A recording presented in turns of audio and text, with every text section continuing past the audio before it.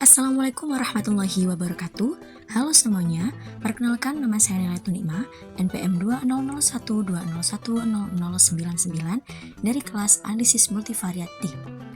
Kali ini, saya akan melakukan analisis data dengan menggunakan aplikasi SPSS, di mana jenis analisis yang akan saya gunakan adalah analisis regresi logistik dengan judul yang saya ambil, yaitu pengaruh penggunaan e-wallet dan literasi keuangan terhadap pola pengeluaran mahasiswa di Surabaya.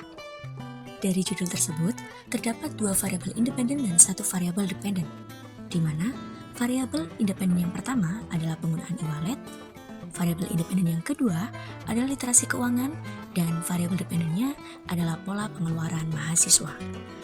Penelitian ini menggunakan kuesioner yang disebarkan ke seluruh mahasiswa yang ada di Surabaya sebagai respondennya melalui Gform dengan teknik simple random sampling. Adapun hipotesis yang akan diujikan, yang pertama H0, tidak ada pengaruh penggunaan e-wallet dan literasi keuangan terhadap pola pengeluaran mahasiswa di Surabaya. Yang kedua ada H1, ada pengaruh penggunaan e-wallet dan literasi keuangan terhadap pola pengeluaran mahasiswa. Dari kuesioner tersebut didapatkan 45 jawaban atau responden, di mana 45 data ini yang akan kita analisis menggunakan aplikasi SPSS. Setelah jawaban sudah didapatkan, langkah selanjutnya kita membuka aplikasi SPSS. Nah, kemudian muncul seperti pada gambar di atas.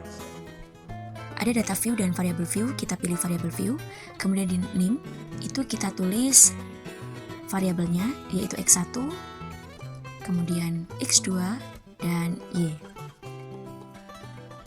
Setelah itu, pada kolom label, kita tulis nama variabelnya, di mana X1 adalah penggunaan e-wallet, X2 adalah literasi keuangan, dan Y adalah pola pengeluaran mahasiswa. Kemudian kita ganti desimal menjadi 0 semua, dan pada kolom measure, untuk variabel independen kita ganti scale dan variabel dependennya kita ganti nominal. Setelah itu kita klik data view. Nah, di sini kita tinggal menginput data yang sudah kita dapatkan dari 45 responden tadi. Oke, jawaban dari 45 responden tadi udah saya copy di Excel biar lebih gampang untuk mengcopy datanya. Setelah itu kita blok semuanya, lalu kita copy. Kemudian beralih ke aplikasi SPSS dan kita paste data yang udah kita copy tadi. Oke, 45 data sudah terinput semua. Selanjutnya kita akan menganalisis uji asumsi korelasinya. Langkah awal untuk mengetahui, kita klik Analyze, kemudian Correlate, dan Bivariate. Nah, di sini ada variables, kita memasukkan variabel independennya, kemudian klik Spearman. Kita centang, lalu klik OK. Nah, untuk hasilnya sudah bisa kita lihat. Dan analisis data terkait korelasinya ini, jika nilai persen dan Spearman-nya di atas 0,6 atau 0,7, maka korelasinya tinggi. Nah, dari tabel di atas, kita bisa melihat bahwa nilai persen korelasinya sebesar 0,584, yang berarti memiliki korelasi yang normal. Kemudian, untuk nilai Spearman-nya sebesar 0,610, yang berarti memiliki korelasi yang normal juga. Hal ini dapat menunjukkan bahwa kedua variabel X saling berhubungan dan cenderung kuat. Setelah kita melakukan uji asumsi, langkah selanjutnya yaitu kita menganalisis regresi logistiknya. Itu kita balik ke data view. Nah, di sini lalu kita pilih Analyze, kemudian klik Regression, dan pilih yang Binary Logistik. Oke, setelah muncul seperti ini, lalu kita masukkan sesuai instruksi, di mana kita memasukkan variabel dependent, yaitu pola pengeluaran mahasiswa, dan variabel dependent atau di situ covariates, yaitu penggunaan e-wallet dan literasi keuangan. Setelah itu, kita klik Option. Nah, di sini kita centang yang pertama Classification Plots, kemudian Hosmer-Lemesu, kemudian Correlation of Estimates, dan yang terakhir ada Iteration History. Setelah semua sudah tercentang, lalu kita klik Continue. Selanjutnya kita klik OK.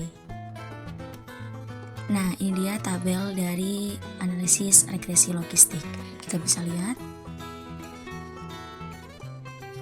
untuk tabel pertama yaitu Cash Processing Summary, di mana penelitian ini menggunakan 45 data responden untuk dijadikan sebagai sampel. Dapat dilihat juga bahwasanya pada tabel ini tidak ada missing case atau data yang hilang. Jadi datanya bisa disebut aman. Oke, selanjutnya kita beralih ke tabel berikutnya, yaitu pada blok 1 method enter, di mana kita pilih classification tabel. Nah, pada tabel berikut ini ditunjukkan bahwa model regresi logistik yang digunakan telah cukup baik. Persentase ketepatan prediksi pola pengeluaran mahasiswa di Surabaya secara keseluruhan sebesar 93,3%, di mana persentase ketepatan tidak percaya bahwa variabel X dapat mempengaruhi variabel Y sebesar 88,9%. Sedangkan persentase ketepatan percaya atau disimpulkan dengan 1 bahwa variabel X dapat mempengaruhi variabel Y sebesar 96,3%. Oke, selanjutnya kita beralih lagi ke tabel variables in the equation. Nah, dari tabel tersebut didapatkan sebuah persamaan regresi logistik, yaitu Y sama dengan A plus B1X1 plus B2X2. Bisa kita lihat pada kolom B, bahwasanya nilai konstan sebesar min 17,762, yang artinya apabila tidak ada penggunaan e-wallet dan literasi keuangan, maka tidak memungkinkan mahasiswa di Surabaya dapat mengelola pengeluarannya dengan baik. Dengan catatan, konstanta yang bernilai negatif, maka probabilitas dianggap 0. Selanjutnya, nilai variabel penggunaan e-wallet sebesar 3,835 yang bernilai positif. Artinya bahwa penggunaan e-wallet memungkinkan dapat membantu pola pengeluaran mahasiswa di Surabaya. Sedangkan nilai variabel literasi keuangan sebesar 1,445 juga bernilai positif. Artinya bahwa literasi keuangan memungkinkan dapat membantu pola pengeluaran mahasiswa di Surabaya. Kemudian kita bergeser di kolom signifikansinya. Yang pertama ada variabel penggunaan e-wallet yang memiliki nilai signifikansi sebesar 0,005, artinya kurang dari 0,05, di mana secara parsial penggunaan e-wallet berpengaruh signifikan terhadap pola pengeluaran mahasiswa di Surabaya. Selanjutnya pada variabel literasi keuangan memiliki nilai signifikansi sebesar 0,084 atau lebih dari 0,05, yang artinya secara parsial literasi keuangan tidak berpengaruh signifikan terhadap pola pengeluaran mahasiswa. Oke, dari beberapa penjelasan di atas, maka dapat disimpulkan bahwa yang pertama uji asumsi korelasi, di mana nilai persen dan spermanya memiliki korelasi yang baik, karena nilai persen sebesar 0,584 yang berarti memiliki korelasi yang normal, dan nilai sperman sebesar 0,610 yang berarti memiliki korelasi yang tinggi atau normal, dan hal ini dapat menunjukkan bahwa adanya korelasi yang signifikan dari kedua variabel X dan hubungannya cenderung kuat. Setelah kita melakukan uji asumsi, didapatkan hasil output pada tabel variables in the equation bahwa variabel penggunaan e-wallet memiliki nilai signifikan sebesar 0,005 atau kurang dari 0,05, yang artinya secara parsial penggunaan e-wallet berpengaruh signifikan terhadap pola pengeluaran mahasiswa di Surabaya. Dan hipotesis pertamanya bisa diterima.